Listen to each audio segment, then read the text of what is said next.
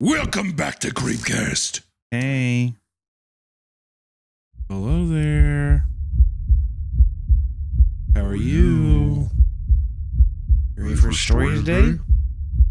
I hope it's a good one because it's coming from one of you. That's right. We're reading a Creepcast fan story original called There's Drumming in the Clouds. This is kind of cool. I saw this story on the subreddit, but then also I just looked towards the end of the author's note and it just said that shout out to the homies for the support and help the feedback, which was Lime Time Live, Rude 3, Dude 3, Tenors 1, Imperial Invective is the author we read. So I thought that was fun. I was like, oh, cool. He helped Imperial Invective. Yeah. And I thought that was kind of cool. So I thought to myself, Isaiah, why don't we just read this one today? Let's read a story from the homies, a new story. We're going around talking about some stories we were going to read. We were going to talk about one. I don't know if we're going to talk about it. We're not going to talk about it. What are you talking about? No, we're not going to talk about it. What are you talking about? You know. I don't know what you're talking about. You know, the thing, the one we were going to do, but we were like, better not. In our subreddit? No. But on our conversation we had before recording. It would be silly if we read that one. Yeah. I understand.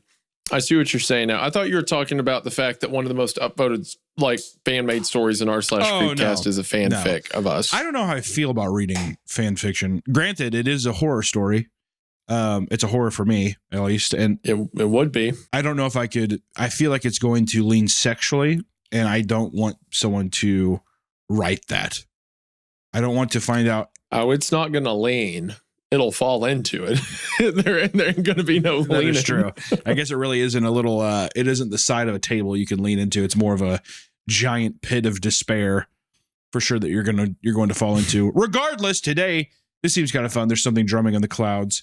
I don't know. It's a catchy title. I'm excited to read it, and it's being something that came out. Apparently, he wrote it 3 months ago. Or here, this is your part. Sorry. No, it's okay. You can do my job. I don't care. I'm getting paid the same either way. So go ahead. I ain't in the union. So this story is written by Pitiful Scream 97. He seems to talk a lot in r/Creepcast. He also has a couple other stories over on his Creepypasta account, including I Sleep With My Window Closed Now and 1,000 Morning People. Potentially an up-and-comer, potentially someone who's cool. I'm not seeing...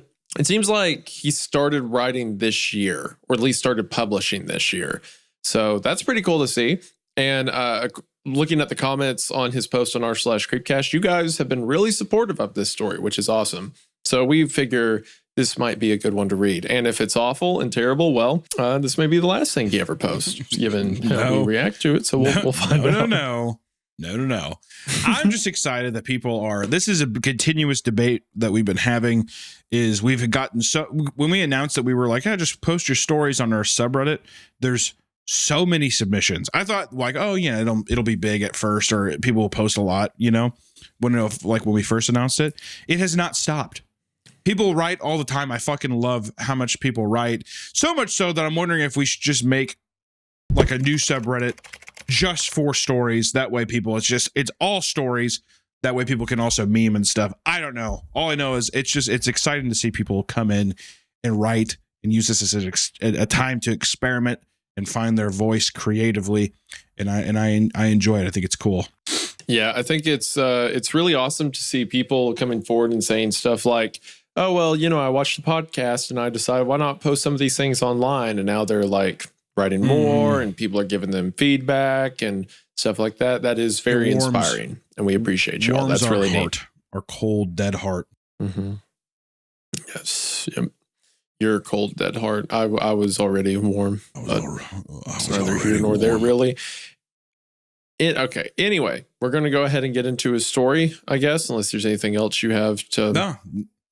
I'm stoked. I think that I'm excited to jump in. You have to say thank you. Now, you were talking about taking my job by describing the author. You now have to say thank you to the people. Thank you. On audio Thank you guys for listening on Spotify or Apple Podcasts. And hopefully if you're listening to those, consider us giving us a good review. It does help us out a lot. And also thank you to our beautiful patrons who support our channel and had to listen through the last story that we read. That was like pulling teeth. Definitely a crash out episode, so we apologize for that. Even though some people like it, they're sadists. I don't know. Go ahead, Isaiah. Which was the last one we read? From Hell I Write. Oh yeah, that's right. Brutal. Yeah, I had see. You hate those. They're my most memorable. I love those. All right. Well, without further ado, we're going to get into it. There's drumming in the clouds.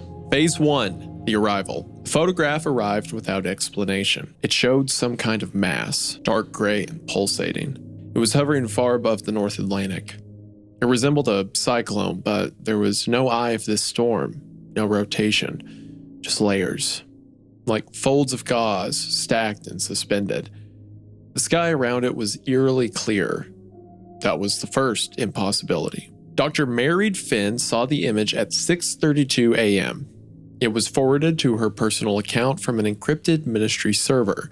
The subject line read only, "Come in, immediately." Dr. Finn arrived at the North Strand Climate Monitoring Facility before sunrise. The conference room was already full, unusual for a Wednesday. Technicians, military liaisons, 2 senior meteorologists, and a man from the Department of Anomalous Phenomena, a department that officially didn't exist. No one spoke for the first 10 minutes. They just stared at the image projected on the main wall, a still frame from a weather satellite feed. I've never seen a static formation at this altitude before. Married said, her eyes locked on the impossible image. How high is this exactly? 68 kilometers. One of the technicians said, adjusting his glasses. She blinked. Mesosphere?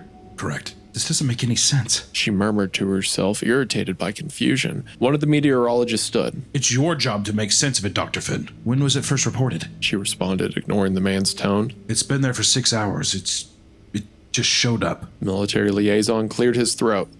Spotted by a satellite over the Atlantic. Cross-checked by a second pass. We thought it might be a weapon debris. It's not. Civil flights are already diverting. Maritime routes too. On the monitors, numbers scrolled. Temperatures, wind speeds, strange depth readings. The mass wasn't moving. Winds tore it at hundreds of kilometers per hour, but it didn't rotate. It didn't shear. Just remained. Impossibly still. This is what every meteorologist deals with every day. Like my local meteorologist, when I'm watching the weather in the morning, this is them in the morning, just frantically running around. They get called into like a government facility and they're like, what is that? And it's just like clearly a cloud. What is that? What the hell is this? What is this? That's what they keep saying back over and over again. There's generals in the room like, what makes sense of this? What am I looking at? It's like, well, it's a cumulonimbus, I think. God damn it. Can we kill it? Yeah, Does it bleed? Can we kill it? doesn't bleed. I desperately want the meteorologist, like in my mind now, this isn't a government facility. It's Channel 9 News. And it's like a local weatherman. Yeah, it's like your local W whatever weather station. Is there going to be? Yeah, exactly. Is it going to be a cumulonimbus cloud? It's just moving with all the other clouds. It's like, oh my God, yeah, it's getting closer. Yeah, Jesus Christ. I do like the idea of like, what a movie did this where there's a cloud. I'm the one that, no. Yeah, little alien in the cloud. How like the first thing they see is the cloud isn't moving with all the other clouds. It just sets in spot. Kind of reminds me of that. Footage taken by a commercial pilot had gone viral. A band of dark mist stretching from horizon to horizon, bloated and heavy, blotting out the sun. It covered a region roughly the size of North America and appeared to be growing. Oh, well, in my head, I was like, I can see it taking a while for one cloud to be spotted, but it's the size of a continent. Good God. You know what? I take it back. If the general's right. If you walked into a weather station, they're like, yeah, it's just a cloud. It'd be like, no, it's not. The shadow the cloud cast was immeasurable. On a clear day, the light would dim like a solar eclipse. The sky turned a dull gray. Shadows vanished and birds fell silent. Some areas experienced perpetual dusk. The night, posing in its darkness.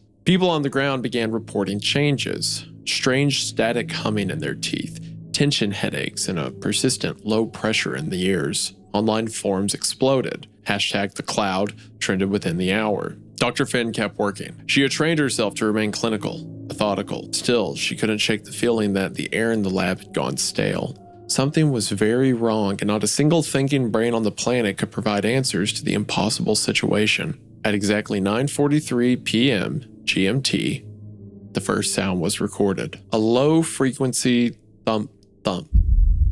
Deep, distant.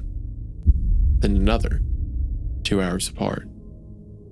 Then again, and again. Thunder? Someone offered, but the radar was clear. Not a single weather system for 1,000 kilometers. The thump came again, only minutes apart. It's not where the story's going, I know, but it's funny going off of what you said earlier about it being just a normal cloud. It like very clearly has a thunder noise, and the general's like, "What is that? What is that?" Yeah. War drums. Call the army. They have a band. There's a band in there. Yeah. Led Zeppelin's in the clouds. God forbid he witnesses a lightning strike. It's shooting at us. Married sat perfectly still, headset on, watching the sound wave roll across the monitor. It wasn't thunder. It wasn't seismic. It was airborne, high above our heads. Jesus. Whispered a young intern nearby. It's coming from inside the cloud. By midnight. I feel like I need to get it out of my system. I've been fucking this up.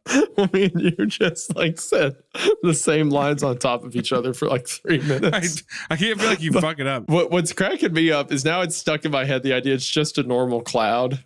And it's like, it's coming from inside the cloud. And the meteorologist is like, yeah, that's how thunder works. It comes from the cloud.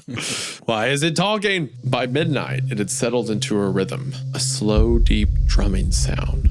Thump, thump, thump, thump, thump, thump. Regular, relentless, as though something far, far above was knocking from the other side of the sky. Almost sounds like a heartbeat with like the double rhythm like that. Project Cerberus Vale, field journal entry. Dr. Marie Finn, lead meteorologist. Classified. Level Omega. Day 1, 11:42 p.m. GMT. The cloud remains stationary. Its scale is beyond measurement. Its thick fog goes far beyond our atmosphere. The sound began tonight. Regular pulses, low frequency. Origin unknown, but triangulated within the formation. The collection of all data is incomplete at this time. Personal note, it is not weather. It is not man-made. We don't know what this is. Kind of fucking creepy. I kind of think it almost seems like a giant, like whenever there's like a nuclear explosion, it almost seems like something like that, where it's like it just casts this giant, ominous, basically just smoke cloud for God knows how long. But for something to be that stationary and moving, that'd be fucked up. Well, I made the nope comparison earlier, but now after the heartbeat thing, it might actually be like a creature in there. Yeah. You know? Well, I mean, you'd have to, I don't know. I think that's where it's leaning, but it'd be kind of sick. I love the idea of something floating too. Like that's what I loved about Nope. This idea of something floating there, but you just don't know what it is, or it's just this cloud formation. Yeah. Totally in disguise. Did you ever read At the Mountains of Madness? No, but I know of it. Or no, I've read At the Mountains of Madness. You know how at the end of the story they fly away in the plane and the giant like sail thing comes out of the city? Yeah. Yes. Yeah. It's kind of like a stereotypical like Lovecraft creature, but from his description of it, it's like a ship, almost like a living, breathing ship the size of a city. I kind of have an image of that, like I forget the author's name, the guy that did the old depictions of hell with like all the weird abstract images of different demons and stuff like that, but like a creature out of one of those paintings, like something not of our planet. Hiding in the cloud, or maybe the cloud itself is the thing. That's just what the creature looks like. I'm assuming it's a creature. It could also just be a presence or a ship or something like that. Who knows? Phase 2, the sound of God. By morning, the drumming was heard across the entire northern hemisphere. It was no longer limited to the monitoring stations. People across Europe, the eastern United States, parts of Western Africa, and even as far as Argentina reported hearing it. Not just through the air, but through their bodies. Meteorologist is like, again, that's how hearing works. You hear it in your body. In the base of the skull, the hollows of the chest are behind the eyes. The sound was felt just as much as it was heard. Entire cities reported the vibrations. Hospitals began to fill, not from injury, but from confusion. Migraines, tinnitus, bleeding noses. Some people began to lose their minds, tormented by a sound they couldn't escape. Others seemed unfazed by the strange phenomenon. A woman in Bordeaux began convulsing and screamed, I hear it. I hear it. I hear it. Before falling unconscious.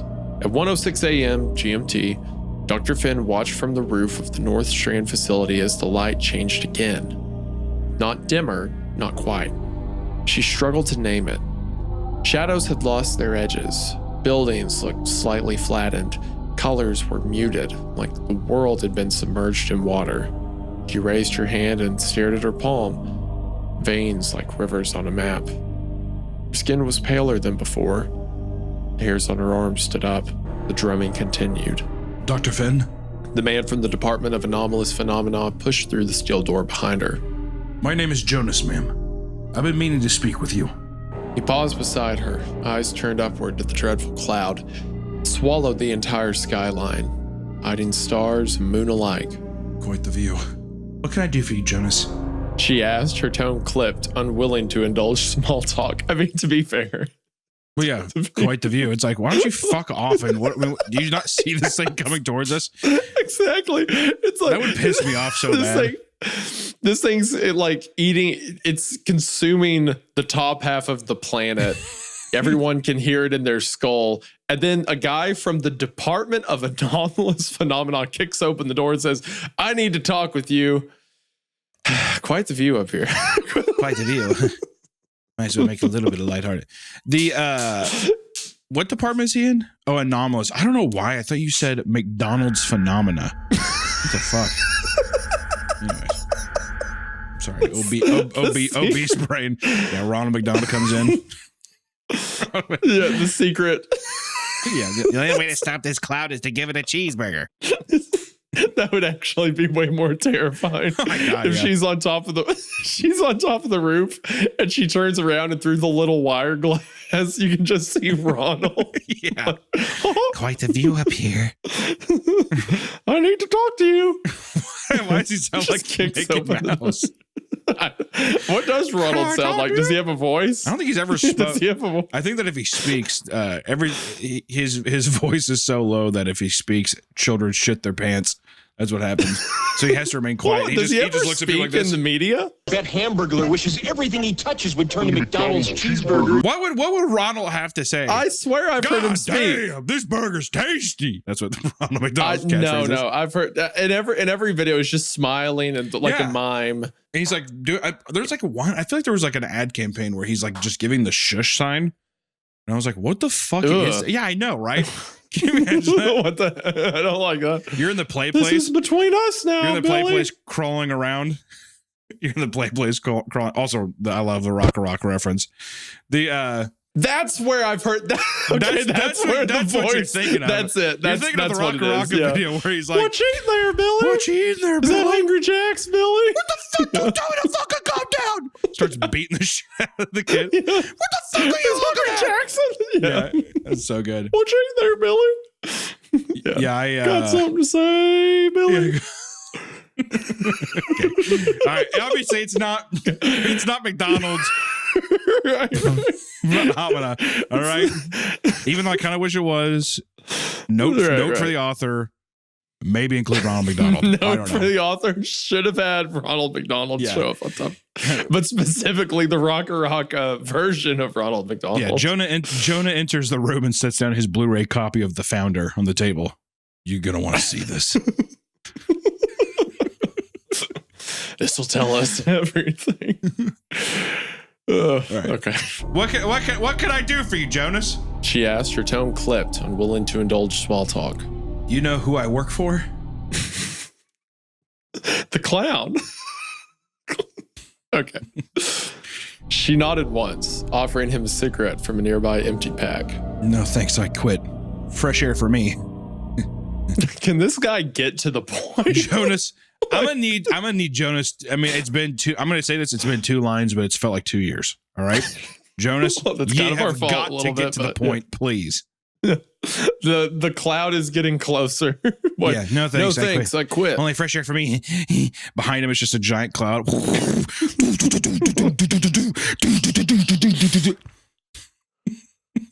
He laughed awkwardly as Dr. Finn lit her smoke. They're relocating me. Opposite side of the world. A counterpart facility in the southern hemisphere. They want simultaneous readings, mirrored data sets. Honestly, it feels like I'm just being moved out of the blast zone. The department guy's like, hey, so they're sending me to South America, kind of like an arc. Kind of. Yeah, there's all kinds of there's there's double of every animal and stuff, and I don't know. It seems kind of weird. Yeah, the guy he really likes lemurs. I don't know if I like him. We paused for a moment. If this thing is global, if it keeps growing, we need to know if it behaves the same way everywhere. Otherwise, we're flying blind. Ben studied him. The shadows across his face blurred and trembling in the wrong light. So you'll be chasing the other horizon? Something like that. He gave a thin smile, but his eyes stayed locked on the sky. I'll send you everything I find. Maybe between the two of us, we'll make sense of it. Her gaze lingered on him a moment longer than she intended. Then he looked back to the cloud. Maybe. Drumming echoed. Low, cavernous, endless. Dum dum. The thump, Dum dum. thump, thump. It almost seems it's a giant heartbeat. It's got to be a giant heartbeat. That's what I think it is. Yeah. That's what I think it's a heartbeat, yeah.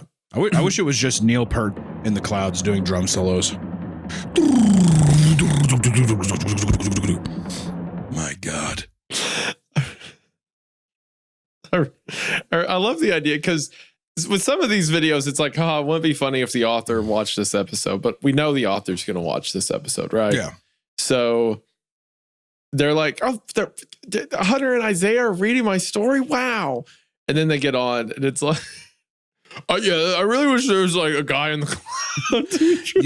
That's what you have to say. That's what you have to expect. Empty-brained reaction content.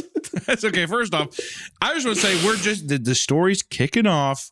If you haven't expected this by now, then you have not been listening to the show very long. What happens is you start off, you joke around, and then as you keep reading, you get more and more bought in. This is just pounding around, all right? I'm still bought in. Right. I still like the giant idea of a huge cloud with a mysterious, I'm guessing, creature inside of it, all right? Mm-hmm. And then you have a little moment with Jonas that makes you have a little McDonald's meme moment. Why not? This is just how it happens on the show. What if the cloud was Grimace? If the cloud was Grimace, I would get on my knees and I would start bowing to this story. And I would say, God bless you. He's just like, ooh, in the clouds. And then and that's when Ronald comes out. Ronald's like, kill it! Kill it! You have during idea. That entire... Good. Go ahead. No. I was just going to say, during that entire dialogue segment, I was thinking that it was Ronald the whole time, and I didn't say anything. I was being good. We can, for us, and not for the audience. Audience, you don't listen to this. For us, if Jonas comes back, it's Ronald McDonald. That's just between us. It would be very funny, though, if Grimace was in the clouds and Ronald sat there and he's like, you have to shoot it down. You have no idea what he's going to do to the burger supply chain on planet Earth if we don't kill him now. Got something to say, Billy? Okay. I want to take a quick moment to thank today's sponsor, Rocket Money. It's easy to spend money, but the hard part is to not spend as much money, especially when you have recurring bills or subscriptions you've completely forgotten about. And I know that budgeting isn't easy, but thankfully Rocket Money is here to help. Rocket Money is an easy-to-use app that helps you save more and manage your money better. With Rocket Money, you can create a customized budget in seconds, and the app keeps track of your spending in certain categories and even sends you notifications based on your spending. But that's not all. Rocket Money helps automate your savings. We all need to save money, so why not let someone else do it for you? Rocket Money automatically analyzes your accounts to determine the optimal time to save so you reach your goals faster. Which between getting a new house and paying editors, things things like this really take a load off. And on top of that, Rocket Money can do things like help you lower your bills or cancel unwanted subscriptions. It's the all-in-one app that's here to help you. Whether you're planning on buying a house or going back to school or just planning for the future, Rocket Money has you covered. So take control of your finances today and head to rocketmoney.com/creepcast to get started for free. That is right, for free. From there, you can unlock even more features when you sign up for premium, but for now, all you have to do is head to the link in the description or scan the QR code at rocketmoney.com/creepcast to get in on their incredible offer today. Thank you to Rocket Money for sponsoring the show. Their link will be in the description. We are now back to the episode.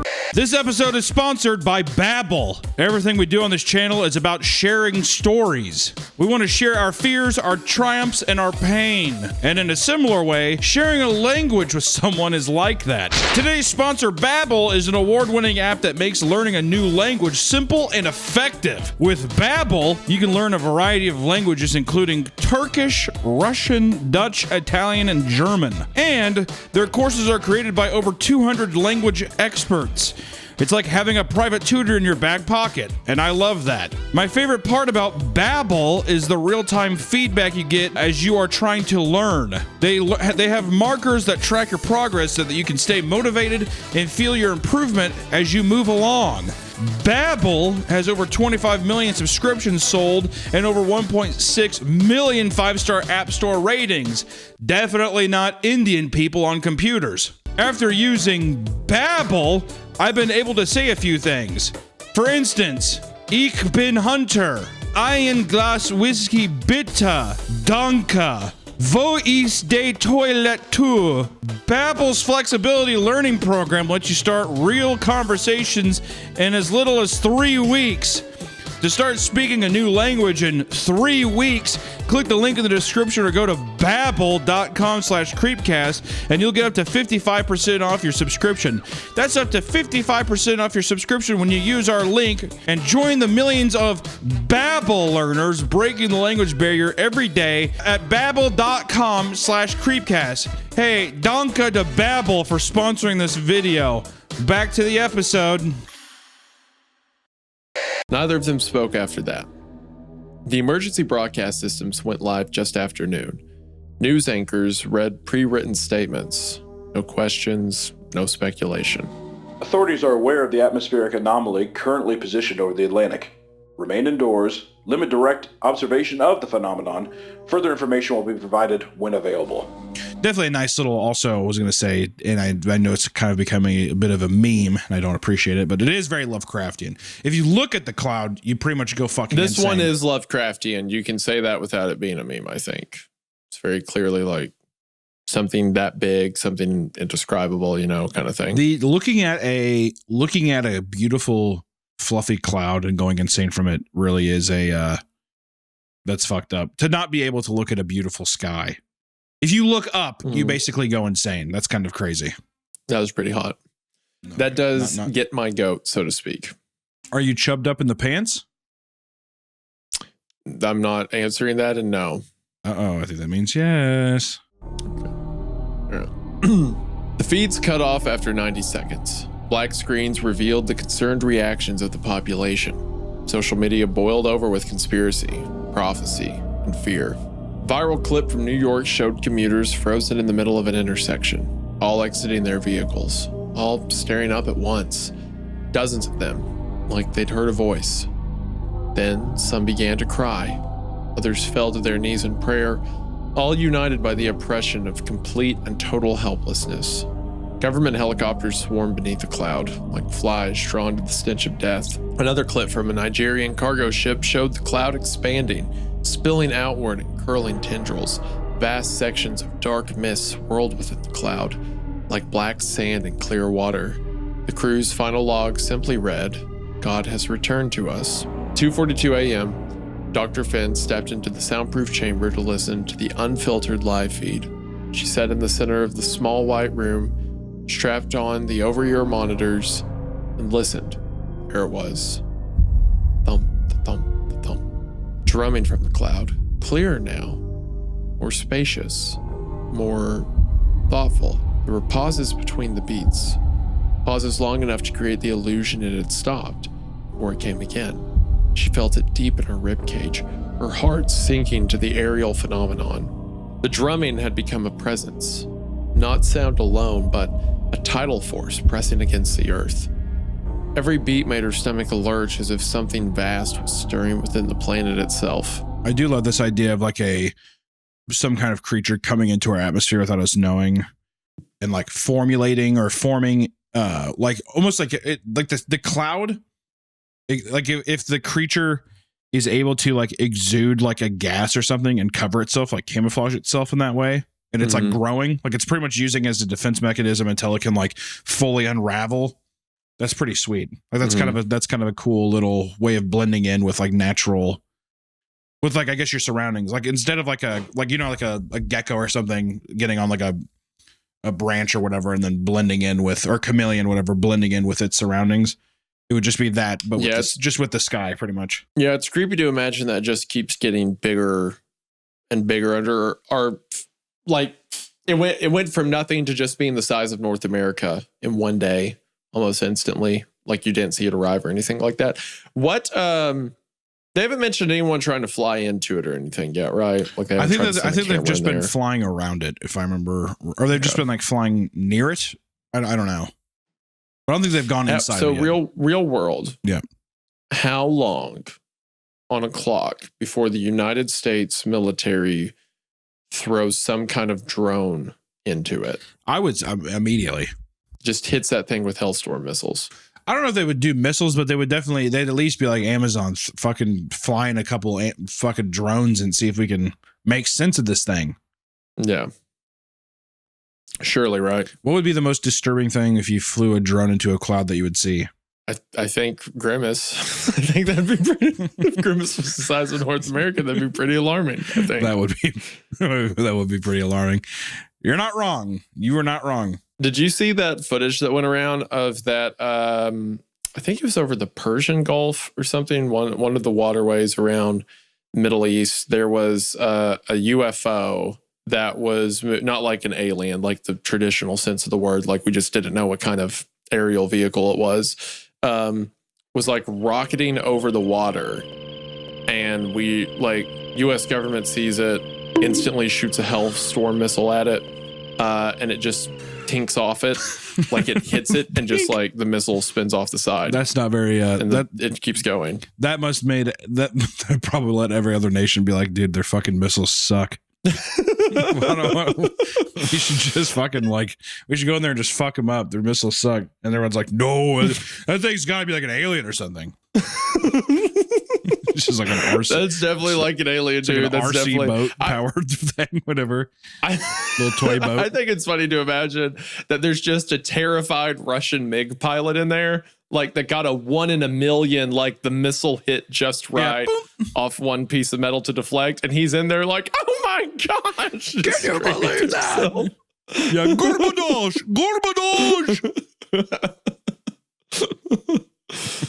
I was talking to a friend of mine who's in does like a lot of the secret squirrel letter agency stuff, and he said that he can talk about that one since it leaked and it's public info now. But he said when that came out, like the video of it and everything, every high-ranking agency was freaking out over it. They're like, who is this? What is this? How do we kill it? We need a bigger weapon, blah, blah, blah.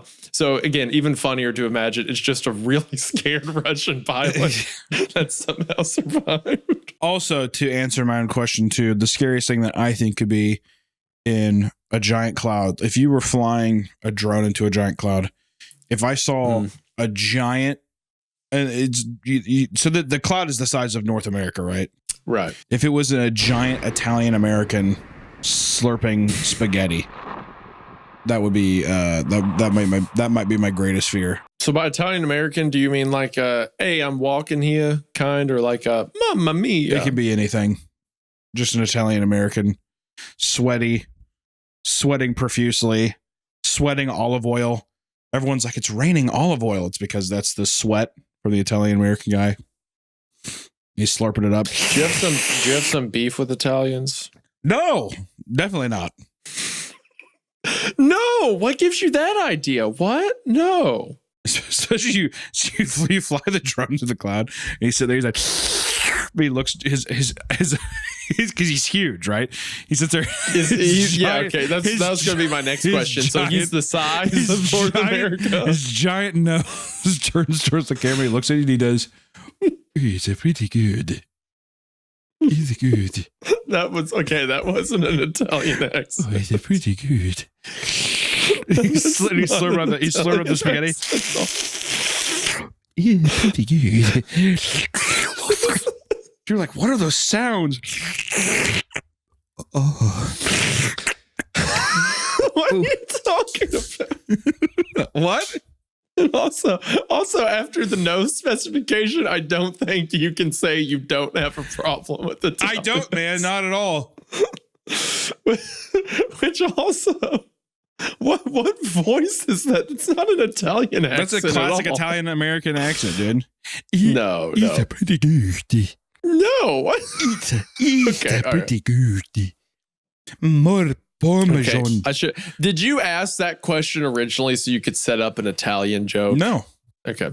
I don't use minor situations like this to further prove that I dislike Italian Americans.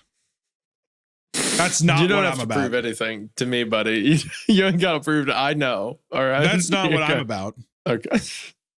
Hey, that's not what I'm about. He's a pretty good. Okay. And then and then he has the thing. He has a giant pepper cracker, whatever. He does more pepper. And the people are screaming, ah, because they're getting pepper in their eyes. Ah, he does more pepper. Tell me when to stop. Tell me when to stop. Is what he says, just like that. Who is this an attack on? Who are you targeting with this? Tell me when to stop. He's pretty good. You run the drone to his eye. Oh. He frowns at you. He's wiping his hand. He's wiping his hand on his eye. Oh. And he quickly gets his bowl of spaghetti back.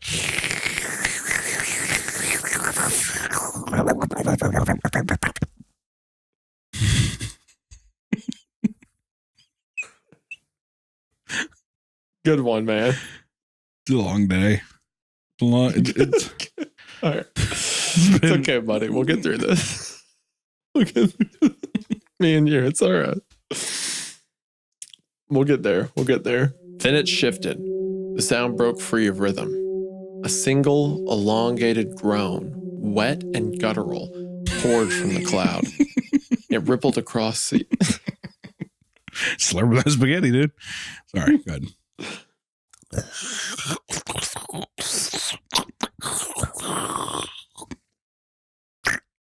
It rippled across the atmosphere like thick, viscous...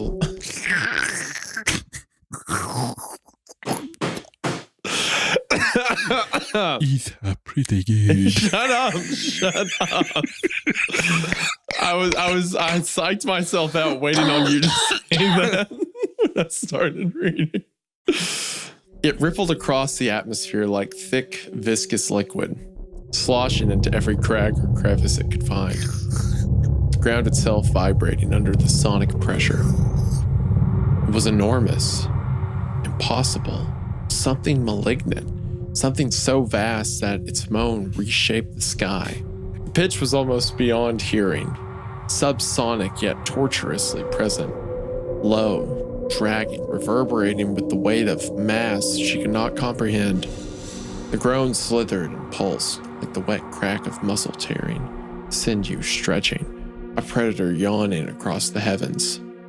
Her chest heaved, her stomach twisted, her fingers tingled with the pressure of sound. Her mind screamed against the comprehension. The noise was alive, shapeless yet aware. It hung in the room like a storm that could devour everything, pausing only to let its presence sink further into her bones before dragging itself back into a wet, shuddering growl. She ripped the headphones off, trembling, sweat prickling across her skin. The chamber was silent, but not really. The sound lingered, imprinted on her ribs and skull, crawling through her blood.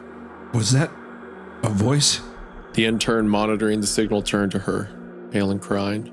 No, it wasn't a voice. Then what was it? She stood slowly and left the room without speaking another word. The drumming resumed as normal. Project Cerberus Veil, field journal entry. Dr. Married Finn, lead meteorologist, classified level Omega, day 2, 3:17 a.m. GMT. Cloud remains stationary. Estimated diameter now exceeds 5,000 kilometers. Audio patterns continue. Rhythmic, biological, possibly vocal. Global symptoms reported. Neurological disruption, auditory hallucinations, emotional volatility, mass hysteria. Thousands of casualties across different countries. Burst eardrums and internal hemorrhaging. Public unrest increasing. Governmental control deteriorating. A plan was initiated to obtain a visual of the sound source. Jonas' team ran 3 LiDAR sweeps from orbit, from a U-2 spy plane, and from a modified weather balloon. Orbital scan. Returned no depth readings. Not 0, just nothing, as if struck open air for 1,000 meters, then refused to return. Plane scan. Logged 1 frame of internal structure, looked like bone. A moment later, the image glitched, reloaded, and showed a perfect sphere the size of a mountain in static. What? Can we run that back one more time, plane? Can you get another picture, please? Looked like bone. It glitched. Nothing was there, so we just said, fuck it. Never mind. Balloon. Well, it kind of looked like blown, but then the picture finished, and it was actually just a sphere the size of a mountain, which is perfectly reasonable given the condition. Balloon feed. 20 minutes of telemetry before loss of signal. Internal layers visible. Fibrous. Twitching. Once again, I'm gonna need some clarification on that, Mr. Balloon. Final frame. A shape in the center. Spindled. Bowl-like. Covered in Parmesan and marinara. Spindled. Elongated. Symmetrical. But wrong. Our analysts ran it through the edge detection software. The results were disturbing. It resembled a face, but only when you didn't look at it directly. A convergence of lines, folds, and textures that formed something odd.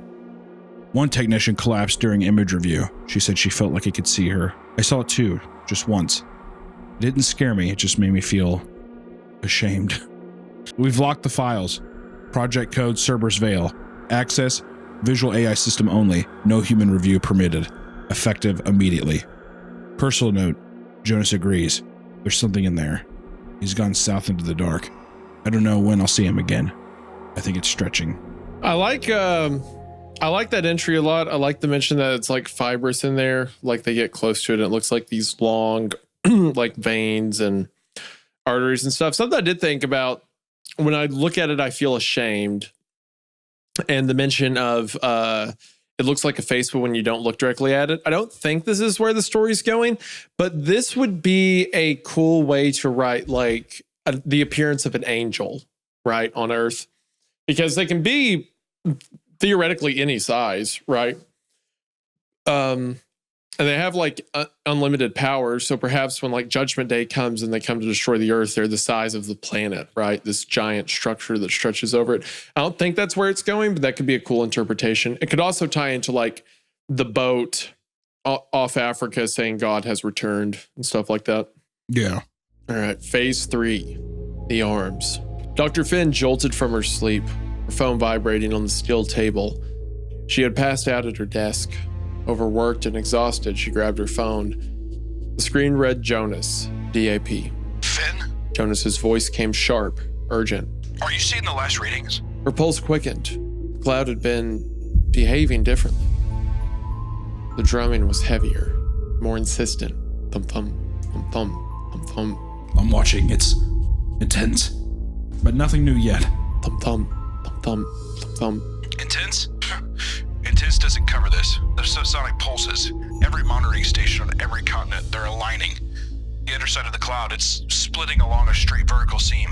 The satellites caught it just before it closed again. A seam? Thump, thump, thump, thump, thump, thump. Like it's preparing to open, and I don't mean metaphorically. His voice dropped, urgent. There's a pattern in the pulses. Rhythm's building. And I don't know how else to say this. The drumming, it's a fucking heartbeat, Married. It's getting faster. You need to be ready. Something is happening. Whatever you do, don't go outside. Whatever happens next, it's not just a sound. It's alive. Thump, thump, thump. She felt it in her chest before she could reply, a vibration deep in bone and blood, the wet resonance of something enormous stirring. Jonas, Stay calm. Lock yourself in. Go to the bunker now. The monitors are there. You can observe. Whatever you do not fucking step outside. Then the line went dead. A heartbeat later, across the northern hemisphere, a vertical fracture tore through the sky like a wound. It widened with deliberate slowness. Layers of mist peeled back in fleshy folds. Shadows deepened, bending the space around it. A deafening, sticky squelch like tearing flesh echoed across the hemisphere. Behind it was a darkness that seemed to breathe, vast and unfathomable. A darkness that bent perception. No camera could capture it. No eye on the planet was built to perceive such a biblical event. Without tremor or trumpet, the cloud opened. I like that, without tremor or trumpet. That calls back to the whole biblical rapture, end times kind of imagery. What lay inside was not lightless, but unknowable. Some said it was a mouth. Some said it was a wound. And from it came the sound again. Louder now. Clearer. Something wet and vast and pulsing. Something impossible. Not breathing. Mawing. Across the world, people looked up in unison. Some screamed, some dropped to their knees, others stood still and watched, transfixed, as the first of the arms descended. Long, tapering limbs like serpents, oily, black and glistening, emerging from the wound in the sky in slow spirals. Some were miles long, others kilometers. They swam through the air like they were underwater, languid, elegant, hypnotic. Thousands of them. Tens of thousands. They moved across the sky like a nest of worms poured through a funnel, coiling, searching. One by one, the arms reached down into the earth, slithering through cities, across oceans, over fields. It didn't take long for the first to be taken. A man in Tokyo screamed as an arm squirmed its way around him. His fingers dug into the strange meat as the grip around his waist tightened, pulling him skyward. His cries split the morning air. In a European city, a young couple ran through the streets hand in hand. The woman tripped, an arm twisted around her ankle. Her boyfriend tried to pull her free. The arm retracted, twisting her upward with such force that his hands tore away from hers. He fell back on his bag, begging, only for the arm to return for him. This is sick, dude. Like the giant shape, these hands come down and grab. This feels very Edo. If it reminds me of Hellstar Remina, the one about the planet that like shows up and people like panic, try to sacrifice someone to it. The Doomsday Planet. Yeah. I love the idea of like a rapture almost, but it's like the arms of this entity swallow you up, comes down like tongues and pulls you towards its mouth. In a Venezuelan village, a mother was snatched from her courtyard. Her young daughter clung desperately to her leg, screaming for her mother to come back down. Her tiny hands gripped her mother's ankle in desperation to save her, but the child's fingers could not hold. They were ripped upward, hundreds of feet in a matter of seconds. Her mother's body ascended, twisting elegantly like a dancer in midair. Gravity did not forgive the child. She fell, limbs flailing, hair whipping across her face, gliding with the unforgiving earth. The sickening thump echoed across the village. Some were taken screaming, others laughed, lifted as if ascending into a dark ecstasy. Cultists, convinced of divine favor, threw themselves towards the putrid appendages, arms outstretched, their voices raised in hymns or chants of joy, begging for rapture. The arms took only a few of them with the same cold precision, pulling them upward as their ecstasy transformed into terror mid-flight. That's also a terrifying notion that as it's pulling you up, even people that wanted to be taken by it have this realization. Yeah, post-nut clarity kind of thing. Yeah. Yeah, same thing. I guess in the way of like, they're crazed and they think that they want this. And then as soon as it starts happening, they're like, oh shit, wait, never mind kind of thing. The view from halfway down. Across continents, people fought, clawed, resisted, but it was futile. Each arm performed the same ritual, one human at a time, spiraling upward towards the yawning darkness. then returning to the Earth for its next selection.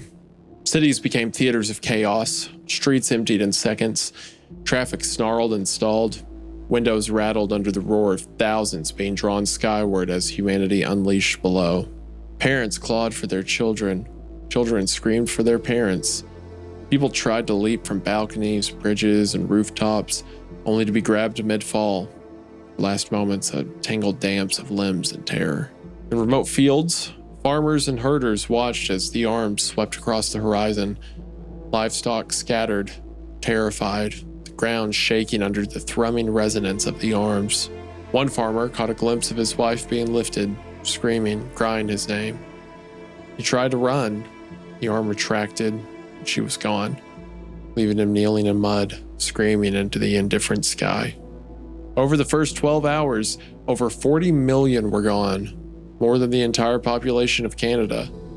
By 48 hours, estimates climbed past 90 million. Entire nations devoured by the sky. Children, the elderly, the healthy, the sick, criminals, priests, lovers, the lost. The arms moved like a living tide, slow but inexorable, elegant in motion but grotesque in function. Each human was treated as a singular prize, twisted upward toward the infinite. Process horrifyingly meticulous. Dr. Finn watched from the bunker as the monitors flared with the screams of abductions. Faces contorted in panic, joy, or disbelief. She could hear them through the cameras, screams and prayer that layered upon one another like a living symphony of terror. The arms paused briefly over cities, observing, coiling and uncoiling. Their thick veins pulsate, seemed to savor the fear. Then, with chilling patience, they selected again, dragging the living toward the maw. Over the 57 hours, the Northern Hemisphere emptied in a relentless, mechanical, almost ritualistic harvest. Every arm returned repeatedly to the sky's wound, each human plucked and lifted, until the air was thick with echoes of terror and awe. By the final hour, Dr. Finn could only stare at the screens, numb. The arms paused at last, holding their harvest aloft for a long, silent moment, as if counting, observing, savoring. Then they began the slow, deliberate retreat, one by one, carrying their captives towards the unknowable darkness that had given them form. Over 4 hours, the sky had closed and survivors emerged from false shelters. The world was left in silence. Only the sound of the drums remained. Thump, thump, thump, thump. Project Cerberus Veil. Field journal entry. Dr. Mareed Finn, lead meteorologist, classified level Omega. Day 3, 11:11 p.m. GMT. The formation opened an aperture as the diameter is 3,000 kilometers across. Arms, tongues emerged thousands. Movement suggests intelligence, not random.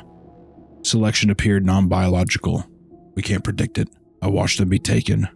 God forgive me. We tried everything. Interference, signal jamming, sonic weapons.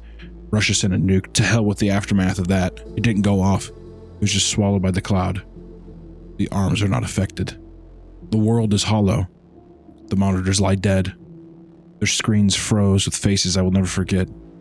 Even the saved recordings failed to convey the scale of what happened. The arms, the screams, the sounds that followed. Entire populations take the precision of a surgeon, the cruelty of a predator, the indifference of an animal. 90 million. More. Perhaps 100 million. I can't be certain. The Northern Hemisphere is a graveyard with no corpses, and yet the sky is calm. Deceptively calm. The wound has closed. The drum, it continues. Always beneath everything, a low, insistent pulse that will not be ignored. Personal note, I don't know what to do next. Every theory, every model, every calculation is meaningless against this. We are observers of an event. We are its remnants. Survivors only in technical sense. In every other way, we are gone. There's nothing to fight, nothing to flee, only to record, only to bear witness. And I will, till the end. What else is there to do? I really loved that segment. That was sick. Yeah, that whole last Hands coming down and pulling everyone up. Yeah, that was very engaging. I have a couple thoughts after. Like, I'm curious after. Like, I want to finish the story to see how it wraps up before I start asking questions. But yeah, I mean, that was a great way to like cement, I guess just the action of the story, this big mass event, a really fun way to do a rapture, by the way. And a cool, we see that a lot, but that's a fun way of having like kind of a doomsday event or a rapture or cleansing, taking kind of what we know or predictions of what we think will happen and using that against us in a fun way. So yeah. This episode is sponsored by Cash App. Some of us on this podcast have been scammed.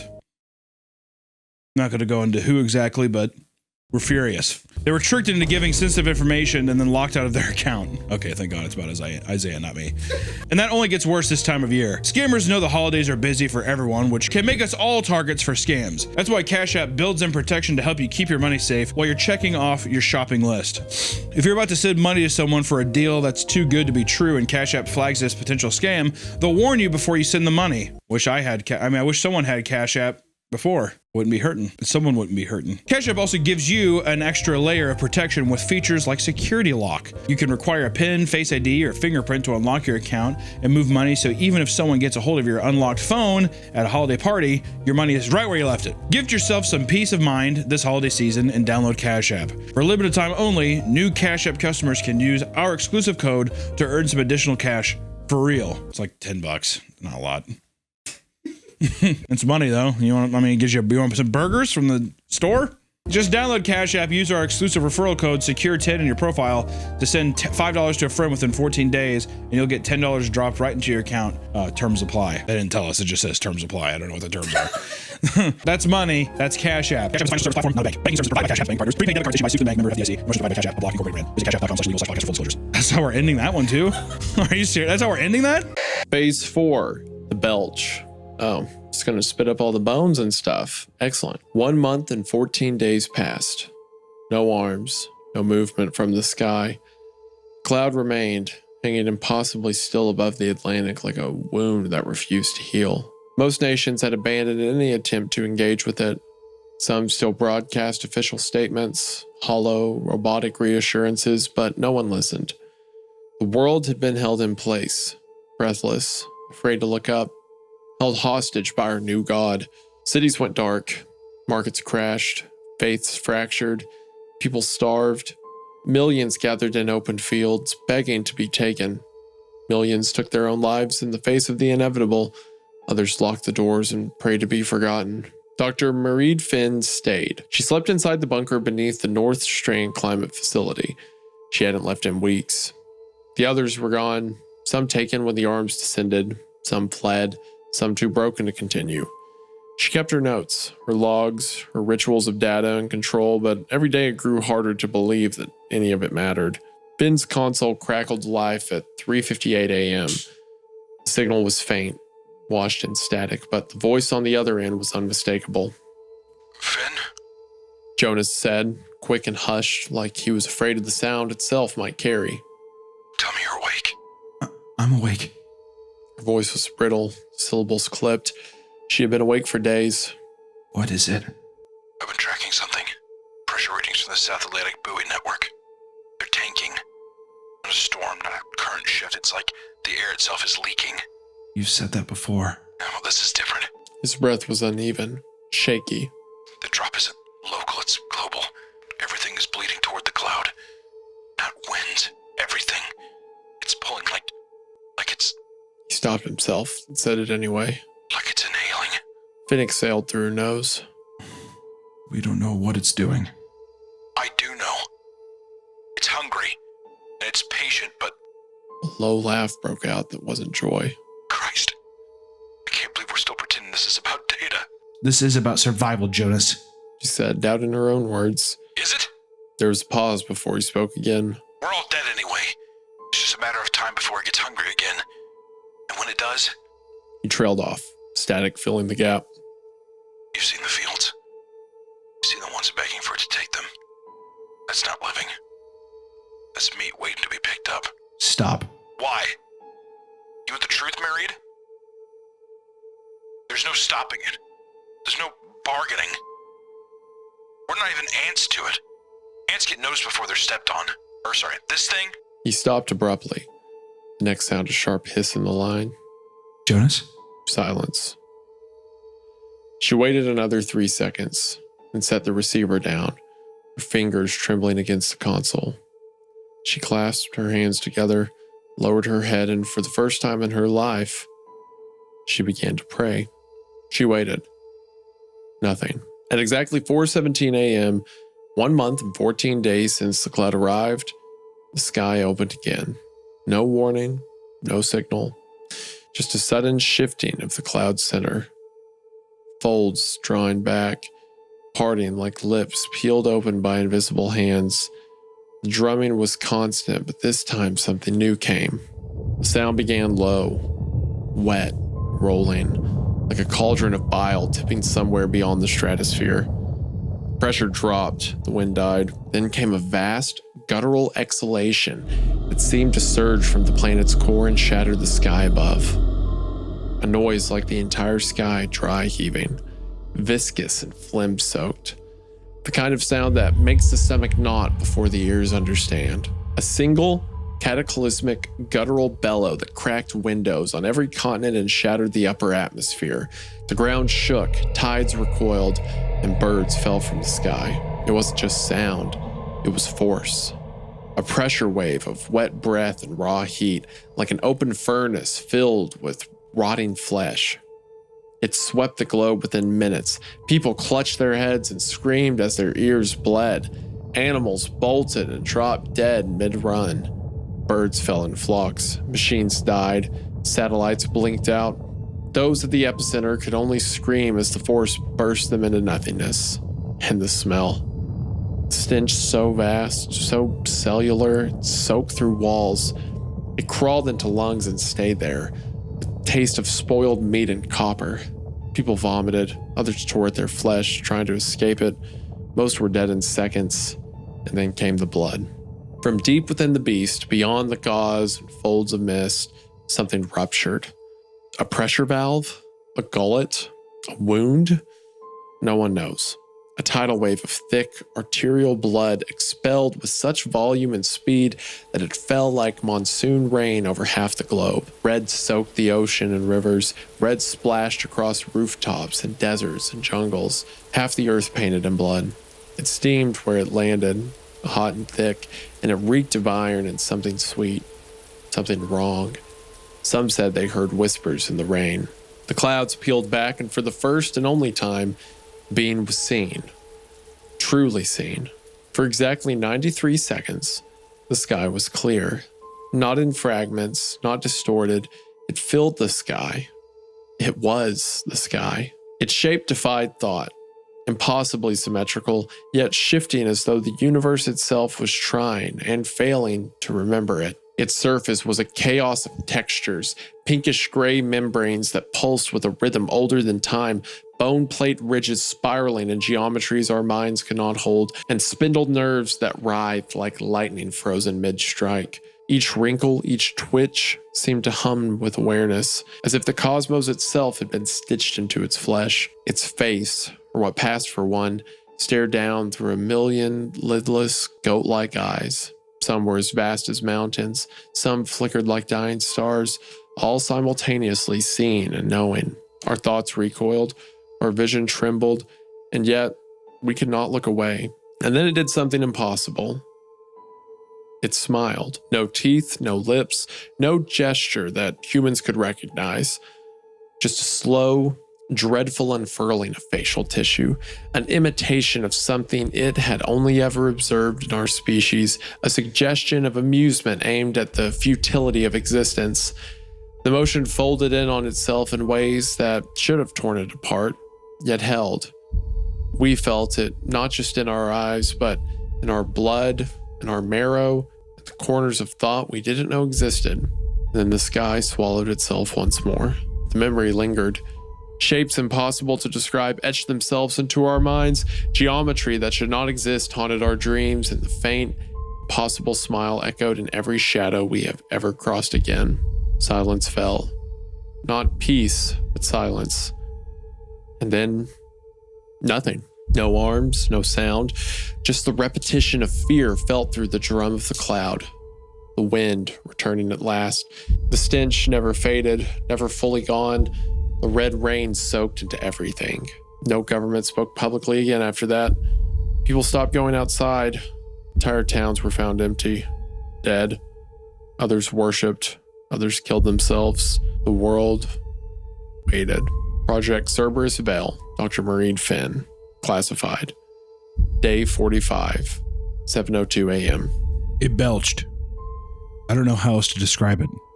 It expelled something vast and foul into our atmosphere. Not an attack, not a gesture of dominance. A function. A bodily function. Like I forgot we were here. The sound, I cannot put it into words. I felt it in the roots of my teeth, in the gaps between cells. It broke something in the sky, and the smell is still here, clinging to the vents, to my skin.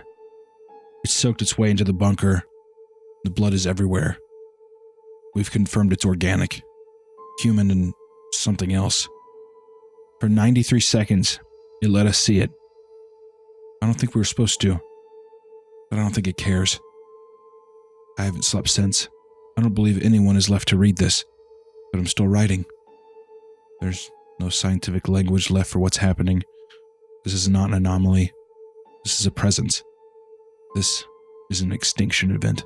This is such an interesting, like, you see this impossible thing, again, similar to Hellstar, and it's not really like there's some, oh, how do we beat it, or how do we survive, or not even like an I Am Legend, like this is the last person writing to valiantly hold the line for humanity. It's just like, yeah, so this thing's going to end the world, and that's it. That's all you get. Yeah, very, That's what's going to happen. A hopeless kind, which I mean, for an extinction event, that's what it should feel like, which I will give the story a lot of credit for, is that it feels utterly hopeless. And I think that like gets conveyed really well in The Doctor too. It also like yes, insert joke Lovecraftian and cosmic horror and whatnot, but it is cosmic horror in the way most people overlook. Because a lot of the time people just focus on the aesthetic of it, because that's like what Lovecraft talked about and stuff, like things that are hard to describe, the imagery of it. But more so, cosmic horror is the idea, which I got into in some of my most recent YouTube videos. I'm not going to rehash the same points, but it's more often the concept of something that either we can't perceive or a thing that doesn't care to perceive us, right? The analogy I used in my video was a fish understanding a license plate. Like, imagine what a beetle would think of a computer, right? It would have if a beetle was able to understand, it would come across like electricity and servers and, interfaces and all these things that are so far beyond its understanding, because it's finding something that doesn't care about beetles, right? So scale that up. Humanity has a creature that comes across it that uses us as a food source. But like she says, it forgot we were there. Like, it belched, and the belch annihilated people. It destroyed, millions. It destroyed part of the earth, but it doesn't care about us. Why would it care about us? We're like smaller than ants to it. It's no different from bacteria that are on the floor as you walk through a room. I like that horror, the idea of like things that have a disregard for humanity. Yeah. Even like the people that are religiously worshiping it, it's almost like there is a comfort in worshiping something this powerful, because then at least it's like, well, even if it kills me, even if it ruins me, I still mattered. Like, it still cares about me to some degree, rather than being totally disregarded. Like, even in world religions, you may not have a say in the end of the world, but you were at least a part of it. It at least knew about you to some degree. Yeah. But to have something in the world that doesn't even consider your existence, that's terrifying. I think it's hard for humans to comprehend that too, with just like the level of consciousness we have and stuff. Yeah. And how we disregard things that have like a lower sense of consciousness and everything. Yeah, it puts the shoe on the other foot. Yeah. It like turns, where we are to them. Because there's never been, other than like the cosmos, which we're just like kind of tapping into, as far as we've seen, there's never been something discovered or something built, so to speak, that hasn't had humanity in mind, right? Like, even if we see an image of some far off galaxy, it's like, well, we built the camera that took the picture. Or if we every invention that's ever been made was by humans, for humans, or like in relation to humans or whatever. But to come across something that we are completely inconsequential to, that's terrifying. It's never happened to us before, right? I think that's where like cosmic horror really shines in instances like this. Phase 5, Afterbirth. It began to harden. Not all at once, but gradually, day by day, as the blood congealed under heat and rain, the bright red stains that had covered oceans, cities, forests, darkened, thickened with reddish clots, then began to bond. What had first been described as organic blood now revealed itself to be something more, a precursor, a fluid waiting to become. On the 15th day after the Belch, the first major surface scan from what remained of the LEO satellites returned images of a continuous sheet forming across the Atlantic basin. Fibrous, pale, rigid in places, like cooled wax spread over the surface of the Earth. At first, it seemed like sediment or ice, but it flexed. Beneath solar radiation, it tightened. Beneath lunar light, it swelled. Seismic equipment registered subtle movement, microscopic contractions, as if breathing through the crust. The red had become pink-gray. The pink-gray was becoming skin. A skin that now stretched, uninterrupted, from Portugal to the eastern edge of the Caribbean. The scientists who remained debated this transformation in hushed, mechanical tones. No conclusions were reached. There was no baseline, no comparative models. But Dr. Marie Finn understood. This was not an invasion. This was not a divine punishment. This was gestation. Earth, or what remained of it, was being blanketed in something alive. Not absorbed, not consumed, prepared. And then, at 8:46 p.m. on the 46th day, the cloud moved. It shifted without sound, without storm, without effort. Not blown, not carried, not pulled by gravity. It simply drifted, as if an unseen cord had been cut, as if the process in the west had reached some threshold. It took 6 hours to traverse the ocean, 6 hours of silence. People in Asia and Australia watched it approach, the spiraling gauze blotting out the sky as if it was swallowing it whole. They had seen the videos. They knew what would come. Still, they watched. Some hoped it would pass. It didn't. At 2:17 local time, the clouds settled above the Indian Ocean. The sky began to open again, and the arms began their terrible descent. Project Cerberus Veil, Dr. Marie Finn, classified. Day 46, 11:44 p.m. Cerberus Veil, final transmission. The blood is not inert. It is a matrix, a forming tissue, something between placenta and a cocoon. Still soft in parts, but solidifying. Already 3/4 of the Atlantic seafloor is covered in a single sheet. Our instruments can't pierce it. It's warm. It pulses every 7 minutes. It is alive. The cloud has moved to the Indian Ocean. Initial signs suggest the process is starting again. The same pattern, same altitude, same shape, same silence. I believe this is the reproductive behavior, a life cycle. This thing or system or entity is using the atmosphere to sow itself. It does not need us. It does not hear us. It does not need us. We were not chosen. We were not rejected. We were incidentally present. What we thought was an anomaly was a phase, a part of something older, larger, maybe 1,000,000 years old, maybe eternal. It doesn't matter. What matters is what's being left behind. A blanket, a membrane, a womb stretched across the earth. There is no rescue coming. There is no top of the food chain. There is only the shape behind the clouds and what it leaves in its wake. I am writing this from a world already half covered in skin, already half dead. Tomorrow, I will step outside and feel it for myself. I want to know if it responds. I want to know if it knows I'm here.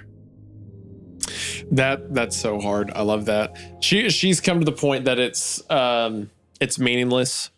Like the world's gonna end one way or the other. But that last line about I want to know if it knows I'm here goes back to what I was saying with like, at least if you worship it, you can be a part, right? At least you weren't just an incident, an accident that was there. feels like one last ditch effort of having some kind of conclusion to this, that it mattered to you in a way, like kind of just a bit of a selfish desire to be like, I need it to know that I was here, whatever. Yeah. You know, I mattered. I'm a person. I exist. Yeah. It's like fighting. I mean, the reference people make with most cosmic stuff is like, it's a God figure, right? It's like yelling out at God, you know, a desperation to be known, to exist, that your existence mattered in the face of something that doesn't care. It'd be like if the bug in your house, like the way a bug feels about you is indifferent to you. If a ladybug in your home refers to you as some deity or some devil or something, it doesn't matter because you don't think about it. It's like a desperation to need to be known, need to be seen. So finally, phase 6, final breath. The surface of the planet is no longer visible. A thick, swirling fog blankets every inhospitable continent, every ocean, rising miles into the sky. It doesn't move with the wind. It ignores the weather. It simply clings, dense, luminous, and unnaturally still. Satellite feeds, what few remain, show the same impossible formations above Earth's surface. Layered mist, spiraling but unmoving.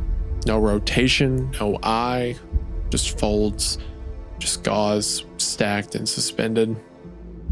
Jonas no longer checks the time. He hasn't for days. His oxygen mask hisses its final shallow breaths, each one thinner than the last. The generators have gone silent. The lights burn only in intermittent flickers, casting the facility in a pulse of dim, ghost-like hues. Every room is empty. Everyone else is dead. Jonas lies flat on the cold concrete floor, cheek pressed against it, one hand spread wide as if to hold the earth steady. His lips move, forming soundless words, but he stops. He doesn't need words. He needs to listen. Thump, thump, thump, thump, thump. A heartbeat. It was in the cloud. It was in the sky. Now it's here, beneath his bones, inside the crust, deep in the dark belly of the world. Jonas let out a broken laugh that cracked into a sob. His eyes glisten, unfocused, staring at the ceiling as if he could see through it to the sky above. There are 2 of them now, he whispers, barely audible. The fog outside pulses with a faint, internal light. Not lightning, not fire. Something vascular. Something alive. His throat tightens. His chest is heavy. The hiss of his mask is a thin trickle of air, barely enough to maintain hope. Pulls it away. Does it fall beside him? Silence rushes in. He smiles, weak and delirious, teeth streaked with blood from biting his tongue raw in his sleep. We were the womb. Jonas had never been a religious man. He used to scoff at prayer, a ritual. But now, on the floor of a dying world, the last man standing, a gun trembling in his hand, he mouths the words anyway.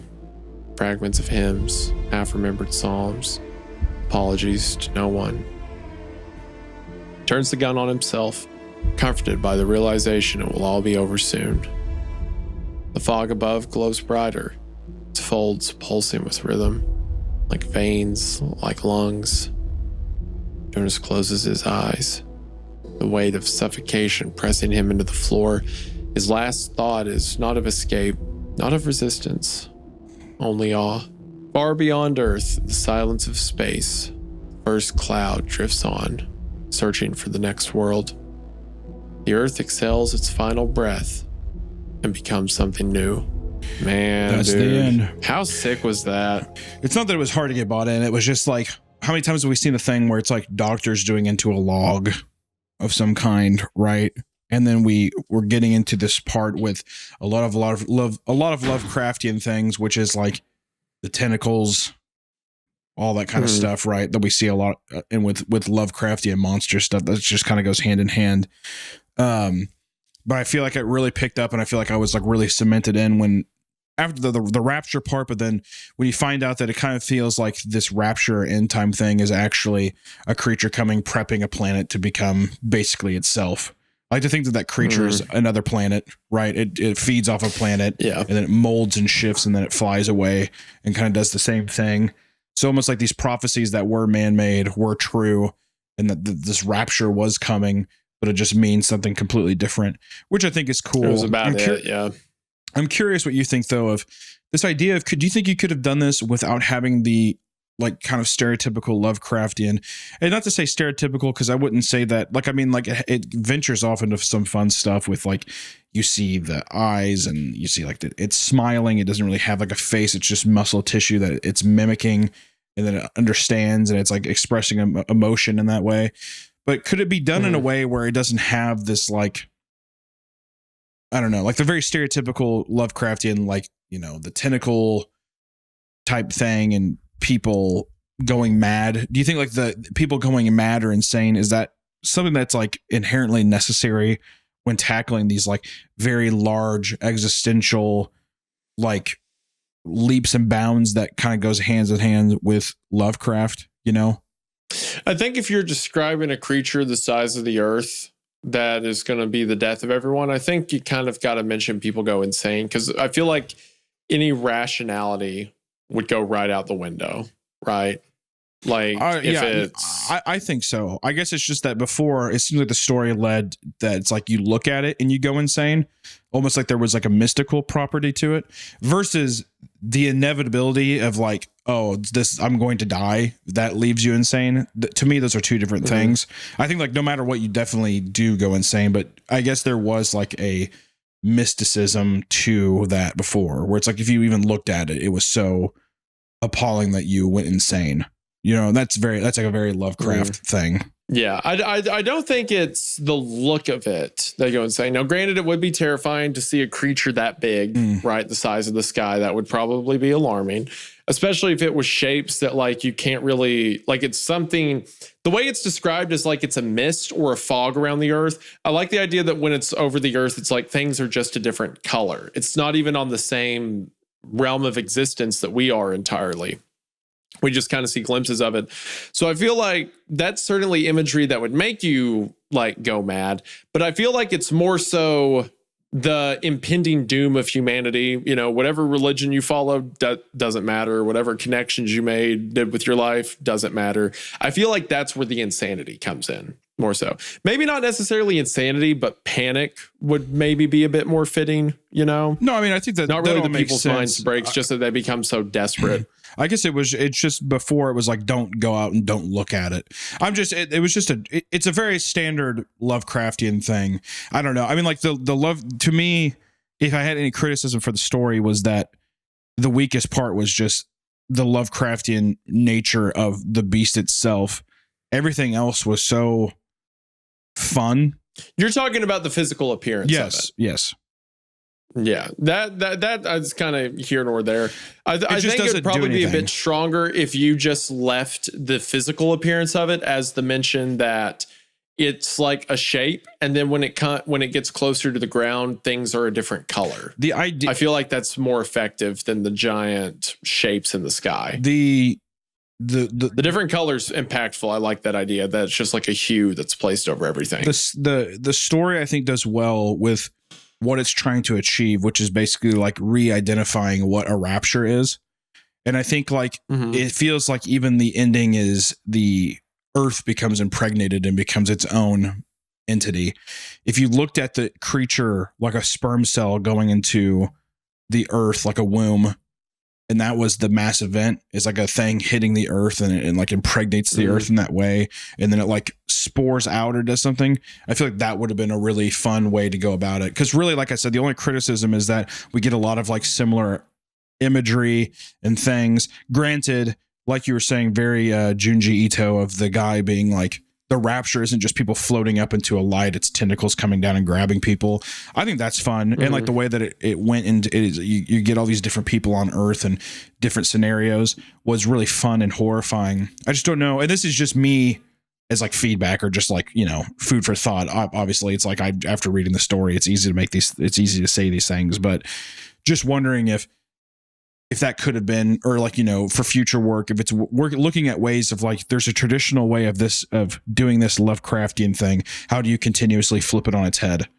You know, how do you do a Lovecraftian thing where there is no tentacles, or there is no kind of like thing where people are like, I look at it and I go completely mad, which these are all things I love, but I'm just wondering, because the idea is so cool that I'm wondering, could it have just been a thing where it's like out in the cosmos, almost like a sperm cell hits, you know, the Earth like a meteor, like a meteor hitting Earth is actually like an alien. I don't think it's necessarily like a sperm and egg metaphor as much as it is like a bacterial thing, almost. I mean, the way it's described. It doesn't have to be. I'm just saying in my rendition, if you had to do this thing of like Earth regrowing, I'm just saying it like that's another kind of unknown kind of thing of, it's like an asteroid hitting Earth is an asteroid hitting the Earth and causing like a cataclysmic event is something very similar to what we're doing here, which is just like an end of time things that was just like, it wasn't even planned. It just happened because you were there, you know, it just happened because there was no divine intervention of why it hit your planet.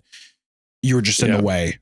And to me, that also taps into that, like, you know, meaning the almost like the very nihilistic view of like life as we know it. And like humans trying to comprehend like a larger part of the story that they're a part of, which is like nothing, you know.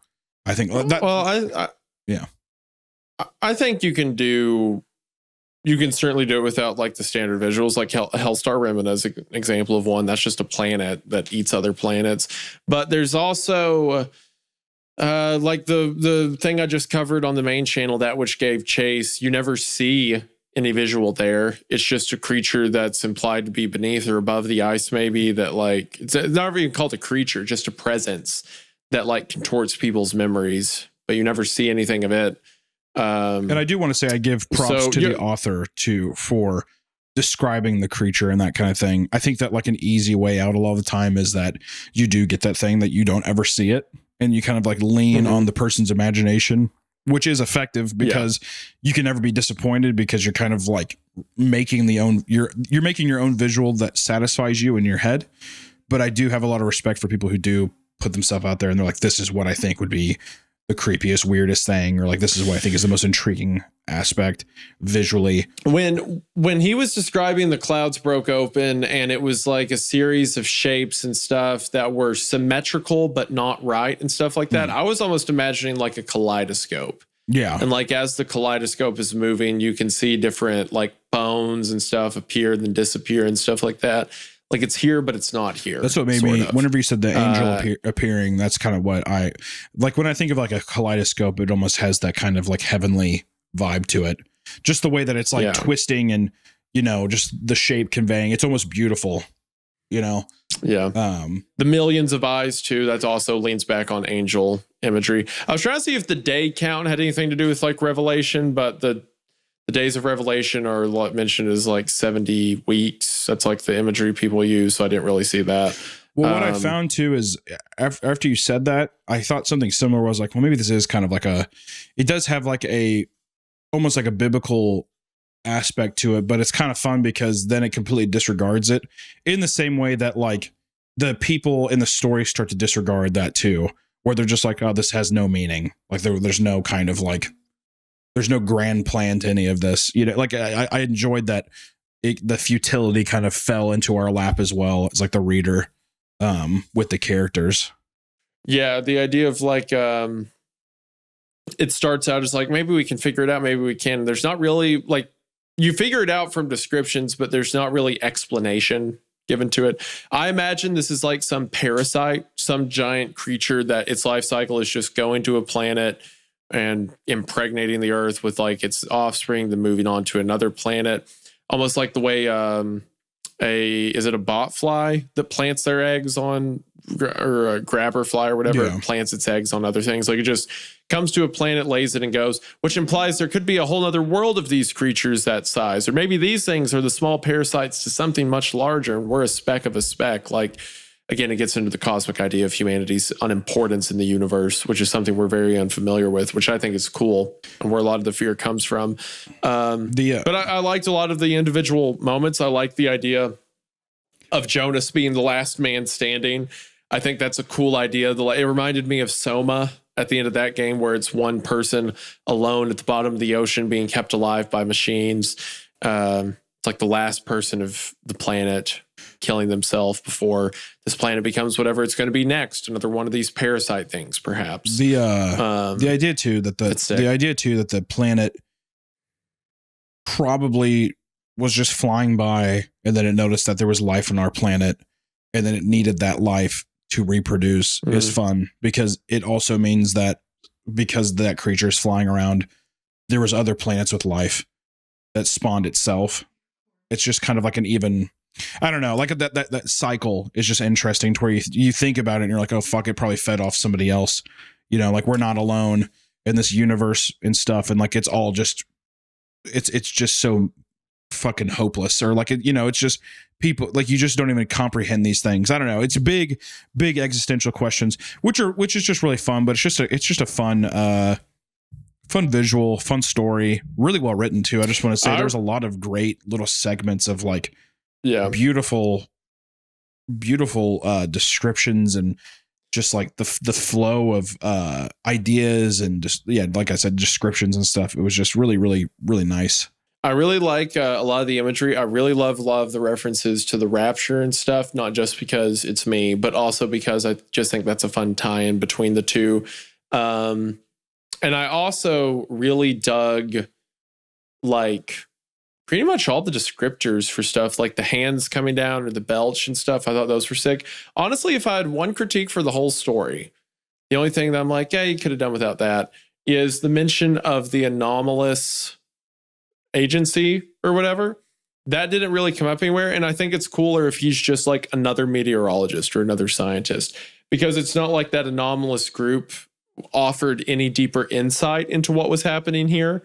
So it didn't really come up anywhere. So I think it's cooler if humanity's even more unprepared and he's just in the weather service or something like that. Yeah. Other than that, I think it was a stellar story with great writing. And I really love the creature. I love how futile everything was. I like how inventive the creature is. It's like a giant bacteria or mold that lays over the earth and pulls everyone up, then reproduces. It was sick. I really loved it. Again, this author, Pitiful Scream 97, has 2 more stories. I Sleep With My Window Closed Now and 1,000 Morning People. We'll have his stuff linked in the description. Be sure to support him because he deserves it. And of course, Pitiful Scream, thank you for posting in r/Creepcast. It means a lot. If I had any critique, I don't think I have any critique. I think just subjective thoughts, kind of going off what you're saying, just to tie it up too, is I'd like, and this is just a personal preference, I like when stories don't go like the giant government route, whatever. Like, I know we were joking about like the meteorologist thing, but it would be kind of cool if it was just like, this is just a single person. Like, this is just somebody in a field where it's like they can still see this anomaly happening and they don't comprehend it. There's no way that we'll ever comprehend it. So like having them be scientists too feels not irrelevant, but just like, because having them be scientists helps them be like, trying to make sense of everything. But I still think you can do that with like a smaller, just like I don't know if that makes sense. That's once again, it's just subjective. That's just me being like, oh, my personal preference. So who gives a fuck? But that's just the one thought I had.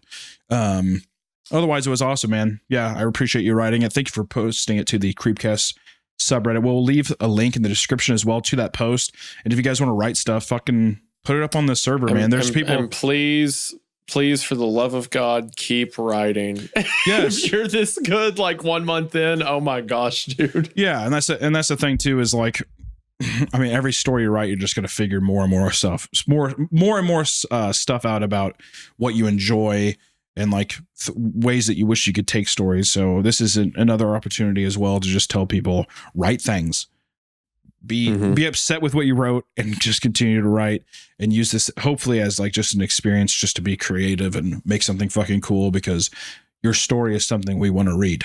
So until next time, guys, thank you so much to our audio listeners. If you're listening right now on Spotify or Apple Podcasts, thanks for giving us a good rating there. And also thank you to our patrons. We appreciate you. And we will see you guys in the next one. Bye. Talk to you guys later. Yeah, it's a real shame that Hunter, you guys can't hear him right now, but he's telling me on my headset that he thinks this story is stupid and he hates all of you for uploading stories to Creepcast. Are you sure? Are you sure you want me to tell everyone that? Okay, yeah. He says He says he doesn't appreciate you. He says that you're awful. He says that you should get a life or a job, and more importantly, get out of his. And also, he hates his mother and wife. Yeah. Bye.